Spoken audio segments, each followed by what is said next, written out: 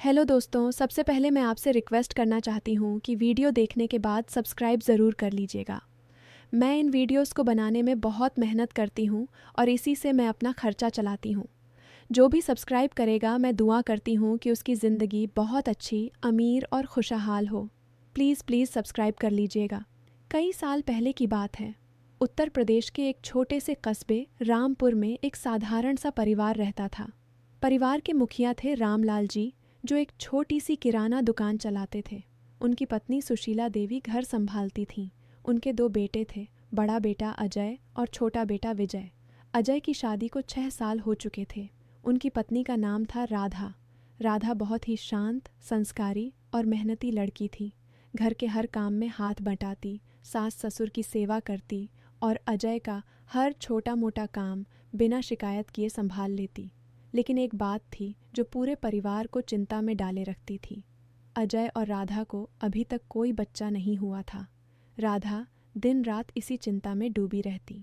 सुबह उठते ही मंदिर में घंटों बैठकर प्रार्थना करती, हे भगवान, मुझे एक बच्चा दे दो, चाहे लड़का हो या लड़की, बस एक बार माँ बनने का सुख दे दो। अजय भी शुरू शुरू में बहुत कोशिश करता था। डॉक्टरों के पास ले जाता, दवाइयाँ दिलवाता, लेकिन जब साल बीतते गए और कोई नतीजा नहीं निकला तो धीरे धीरे उसकी धैर्य की सीमा खत्म होने लगी। घर के बड़े बूढ़े कहते, बेटा कुछ तो कमी होगी, मंदिर जाओ, हवन कराओ, दान पुण्य करो। राधा सब कुछ करती। पड़ोस की महिलाएं भी सलाह देतीं, अमुक बाबा के पास जाओ, अमुक माता का व्रत रखो। राधा हर सलाह मानती, लेकिन किस्मत जैसे कुछ और ही लिखे बैठी थी। धीरे धीरे परिवार का माहौल बदलने लगा। सुशीला देवी राधा से ताने मारने लगीं, बेटी 6 साल हो गए, अभी तक तेरे आंचल खाली है, घर में बच्चे की रौनक नहीं, लगता है जैसे सूना सूना सा है। रामलाल जी चुप रहते, लेकिन कभी कभी बोल पड़ते, अजय देखो तो सही, पड़ोस में सबके घर बच्चे खेल रहे हैं, हमारे घर तो बस खामोशी है। अजय का छोटा भाई विजय तो खुलकर कहता, भैया अब तो कुछ सोचो, राधा भाभी को लेकर कहीं और चेकअप कराओ, शायद कोई बड़ी समस्या हो। अजय खुद भी अंदर से टूट रहा था। वह बाप बनना चाहता था। दोस्तों के साथ बैठकर जब वे अपने बच्चों की बातें करते तो उसका दिल कचोटता। ऑफिस में सहकर्मी पूछते, अजय घर पर कितने बच्चे हैं अब? वह मुस्कुराकर टाल जाता, लेकिन अंदर से जलता रहता। धीरे धीरे उसका व्यवहार राधा के साथ बदलने लगा। छोटी छोटी बातों पर चिड़चिड़ाने लगा। रात को देर से घर आने लगा। कभी कभी दोस्तों के साथ बैठकर शराब भी पीने लगा, जो पहले कभी नहीं करता था। राधा चुपचाप सब सह लेती।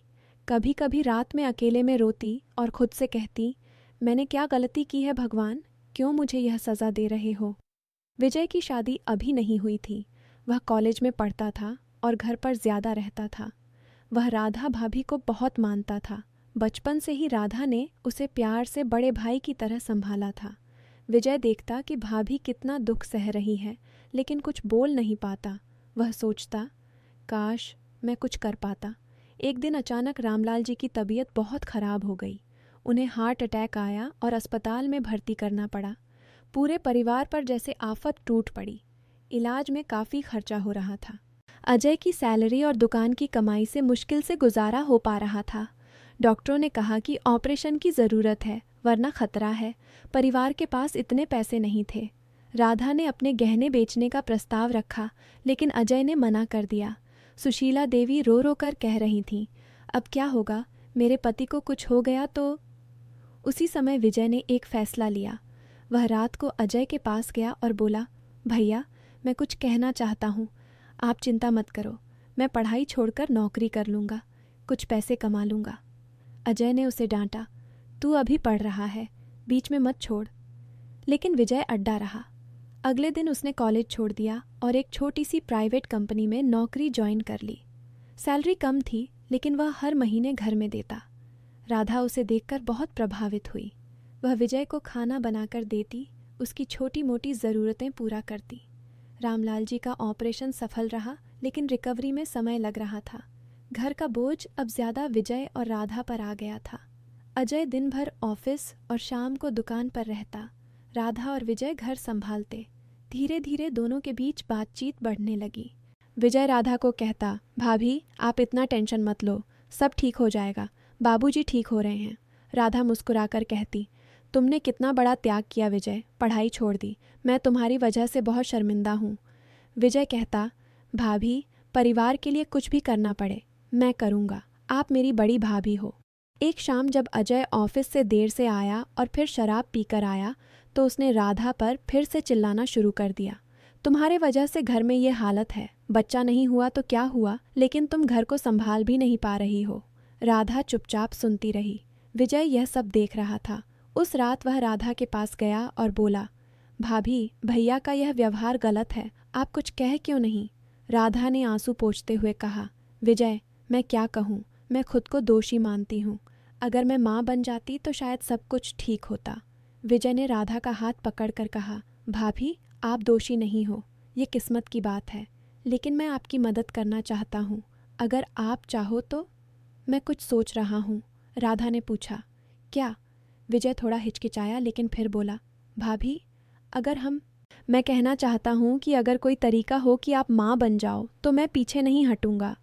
भैया को बाप बनने का सुख मिल जाए और आप भी माँ बन जाओ। राधा चौंक गई। उसने विजय की ओर देखा और कहा, विजय, तुम क्या कह रहे हो, यह गलत है, मैं तुम्हारी भाभी हूँ। विजय ने कहा, भाभी, मैं जानता हूँ यह आसान नहीं है, लेकिन देखो ना भैया कितना बदल गए हैं। बाबूजी की तबीयत भी ठीक नहीं, अगर बच्चा आ जाए तो पूरे घर में खुशी आ जाएगी। हम इसे गोद ले लेंगे, किसी को कुछ पता नहीं चलेगा। हम शहर से बाहर कुछ महीनों के लिए चले जाएंगे। राधा ने कई दिन तक सोचा। वह रात रात भर जागती रहती, एक तरफ परिवार की खुशी, दूसरी तरफ समाज की डर, लेकिन अंदर से माँ बनने की चाहत इतनी तेज थी कि वह हार गई। उसने विजय से कहा, विजय, अगर तुम सच में चाहते हो तो, लेकिन यह सब बहुत गुप्त रखना होगा, अजय को कुछ नहीं पता चलना चाहिए। विजय ने सिर हिलाया, भाभी, मैं सब संभाल लूँगा। धीरे धीरे दोनों ने प्लान बनाया। अजय को बताया गया कि राधा को कुछ दिनों के लिए अपनी माँ के घर भेज रहे हैं, क्योंकि वहाँ कुछ काम है। असल में राधा और विजय एक छोटे से शहर में किराए के घर में रहने चले गए। वहाँ कोई उन्हें जानता नहीं था। विजय ने अपनी नौकरी भी छोड़ दी थी और वहाँ छोटा मोटा काम करके पैसे जुटाने लगा। राधा घर संभालती और दोनों का ख्याल रखती। शुरू में दोनों के बीच बहुत संकोच था। विजय कहता, भाभी, आप चिंता मत करो, मैं आपको कभी दुख नहीं दूंगा। राधा कहती, विजय, तुम मेरे छोटे भाई जैसे हो, यह सब सिर्फ परिवार के लिए है। समय बीतता गया, महीने गुजरने लगे। राधा को उल्टियाँ होने लगीं। वह समझ गई कि अब वह माँ बनने वाली है। विजय की खुशी का ठिकाना न रहा। वह राधा के पैर छूकर कहता, भाभी, आपने मुझे यह मौका दिया, मैं कभी नहीं भूलूंगा। ये बच्चा हमारे परिवार को नई जिंदगी देगा। राधा भी अब शांत हो गई थी। वह बच्चे के आने का सपना देखने लगी, लेकिन अंदर ही अंदर डर भी था कि कहीं अजय को पता चल गया तो क्या होगा। 9 महीने पूरे होने वाले थे। विजय ने एक अच्छे अस्पताल में व्यवस्था कर ली। राधा ने बेटी को जन्म दिया, छोटी सी प्यारी बच्ची। विजय ने बच्ची को गोद में लेकर आंसू बहाए, भाभी, देखो हमारी बेटी, अब घर में खुशियां लौट आएंगी।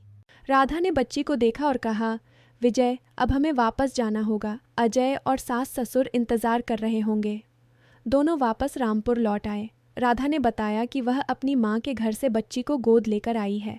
अजय पहले तो शक किया, लेकिन जब राधा ने कहा कि डॉक्टरों ने सलाह दी थी और सब कुछ कानूनी तरीके से हुआ है तो वह मान गया। बच्ची को देखकर पूरे घर में खुशी छा गई। सुशीला देवी बच्ची को गोद में लेकर नाच उठीं।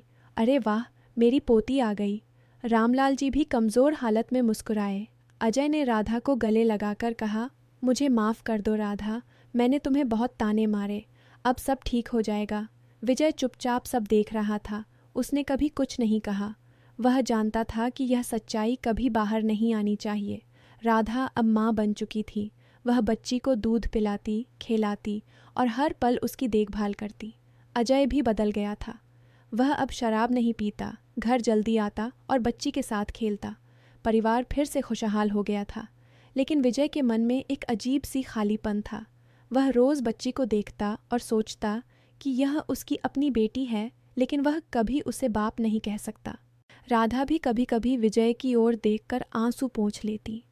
एक दिन जब दोनों अकेले थे, राधा ने विजय से कहा, विजय, तुमने इतना बड़ा त्याग किया, तुमने अपनी जवानी, अपनी पढ़ाई, अपनी खुशियाँ सब कुछ परिवार के लिए कुर्बान कर दी।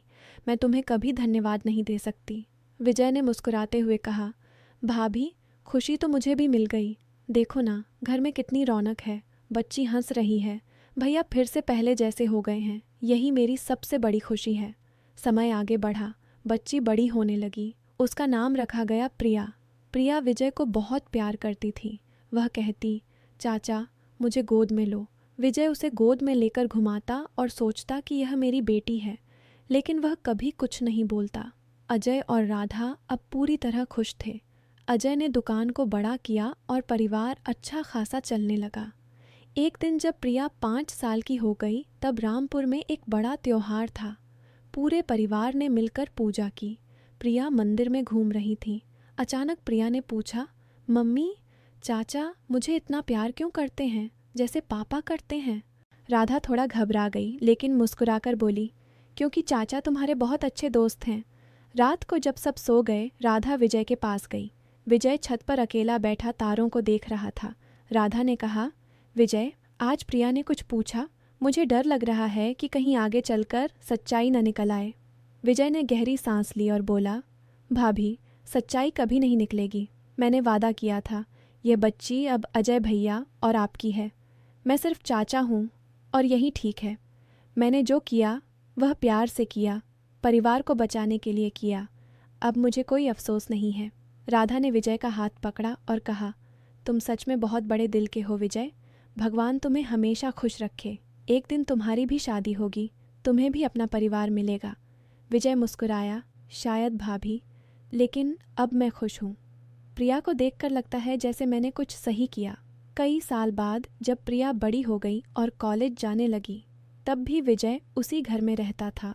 उसने कभी शादी नहीं की। लोग पूछते तो वह कहता, परिवार की जिम्मेदारी है। अजय और राधा अब बुजुर्ग हो चुके थे।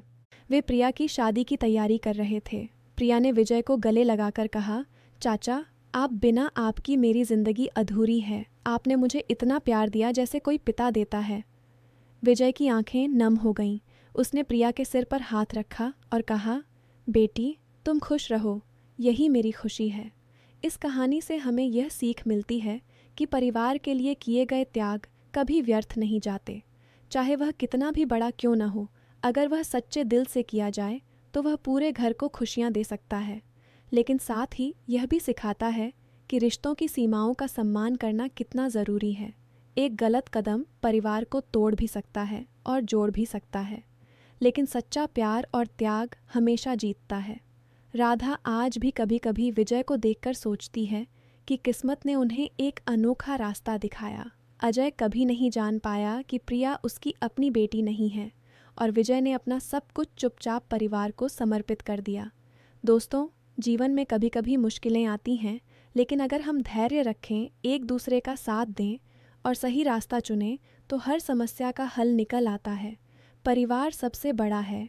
परिवार के लिए कुछ भी करना सही है, लेकिन बिना किसी को दुख दिए, बिना रिश्तों को तोड़े। अगर आपको यह कहानी पसंद आई तो लाइक ज़रूर कीजिएगा और कमेंट में बताइएगा कि आपको सबसे ज़्यादा क्या पसंद आया। और हाँ, चैनल को सब्सक्राइब करना न भूलिएगा। मिलते हैं अगली कहानी में। तब तक के लिए अपना और अपने परिवार का ख्याल रखिए। नमस्कार। शब्द गिनती लगभग 1850 शब्द।